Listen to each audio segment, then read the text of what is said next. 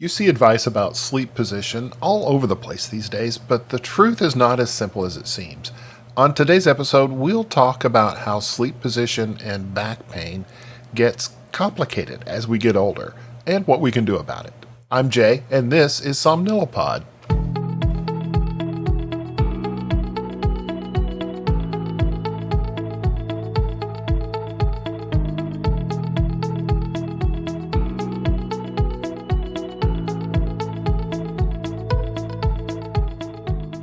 Hello, everybody. Welcome back. So glad you're here with me. There is something humbling about reaching midlife and realizing that sleep no longer fixes everything overnight. When we were younger, many of us could fall asleep in a strange position, wake up after 5 or 6 hours, and somehow still function normally the next day. But somewhere along the way, things began to change. Now we wake up stiff. Lower back aches when we stand, the neck complains after a long night, and sometimes even the hips hurt for the first few steps in the morning before they loosen up again. For many Gen X adults, this has become an almost routine part of life. What often gets overlooked is how deeply connected sleep and back pain really are. Pain in and of itself interferes with sleep quality. Poor sleep can increase pain sensitivity and make the body feel more inflamed and tense the next day. Then the cycle repeats itself night after night. Research continues to show a strong relationship between chronic pain and disrupted sleep, especially during midlife when recovery tends to slow and stress levels are often running a little high. And one of the simplest places to start breaking that cycle is something many people rarely think about. It's your sleep position.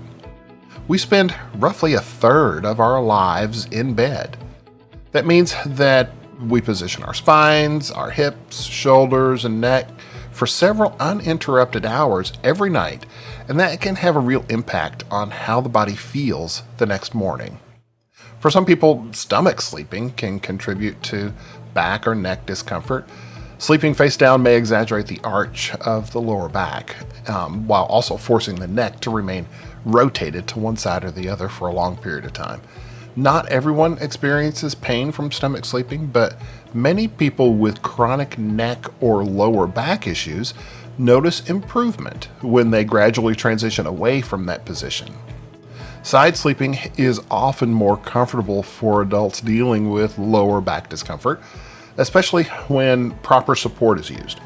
One small adjustment that can make a surprisingly large difference is placing a pillow between your knees. That extra support helps to keep the hips and the pelvis in a more natural position during the night, reducing rotational stress on the lower back. Back sleeping can also work well for some people because it may allow the spine to rest in a more neutral alignment, particularly if a pillow is placed beneath the knees. But even this position is not ideal for everyone. People who snore heavily or have obstructive sleep apnea may notice worse breathing when sleeping flat on their back because gravity can encourage the airway to collapse more easily during sleep. That's why there is no single perfect sleep position. The best sleep position is usually the one that supports both comfort and overall health needs. Someone with reflux may benefit from slight elevation. Someone with shoulder pain may struggle with side sleeping, and someone with sleep apnea may do better avoiding long periods on their back.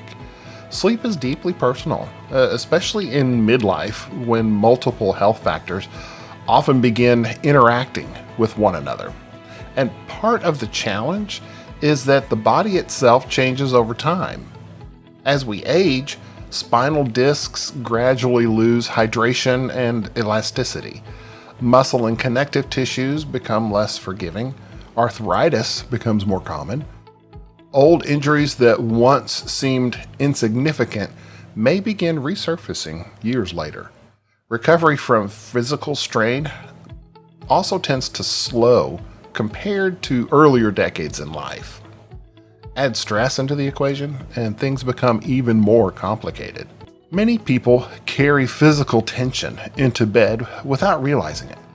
Tight shoulders, clenched jaw, shallow breathing, and muscle guarding can continue throughout the night. Stress hormones may also interfere with deeper restorative stages of sleep, leaving people feeling physically exhausted even after spending enough time in bed. And unfortunately, poor sleep itself may worsen the situation. Research suggests that inadequate sleep is associated with increases in inflammatory markers and heightened pain perception. In practical terms, that often means the less restorative sleep we get, the more sensitive and uncomfortable the body may feel the next day. That's why improving sleep and improving pain often need to happen together. Mattress choice can play a role, although marketing claims tend to oversimplify that issue. Extremely soft mattresses may allow the body to sink too deeply, while overly firm mattresses can create uncomfortable pressure points around the shoulders and the hips. Studies suggest that medium firm mattresses often work well for people with chronic low back discomfort, though personal preference still matters greatly. And pillows matter too. A pillow that is too high can strain the neck. One that's too flat may fail to provide enough support. Side sleepers generally need slightly more pillow height than back sleepers because the shoulders create more distance between the head and the mattress. Movement matters as well. Healthy sleepers naturally change positions throughout the night. These small adjustments help redistribute pressure points across joints and muscles.